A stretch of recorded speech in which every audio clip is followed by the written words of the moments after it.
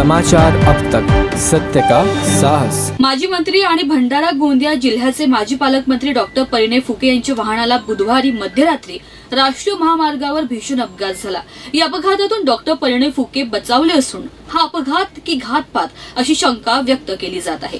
सध्या राज्यात लोकसभा निवडणुकीची रणधुमाळी सुरू आहे।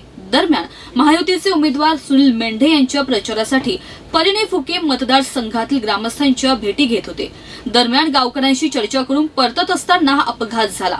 डॉक्टर परिणय फुके मंगळवारी रात्री भंडारा लोकसभा मतदारसंघातील महायुतीचे उमेदवार सुनील मेंढे यांच्या प्रचारासाठी अर्जुनी मोरगाव तालुक्यातील बोर्दे करडगाव येथे गेले होते। सभा आणि गावकऱ्यांशी चर्चा आटोपून रात्री उशिरा ते लाखणी येथे परत येत असताना रात्री 2 वाजताच्या सुमारास साकोली जवळ एक अज्ञात वाहन डॉक्टर फुके यांच्या वाहनासमोर आले, पण त्यांच्या चालकाने समयसूचकता दाखवल्यामुळे ही धडक टळली। मात्र त्यांच्या ताफ्यातील एका वाहनाने महामार्गावरील दुभाजकाला धडक दिली, त्यामुळे गाडीचे मोठे नुकसान झाले आहे। वाहनात प्रवास करणारे सुरक्षा रक्षक आणि इतर सहकारीही जखमी झाल्याचे वृत्त आहे।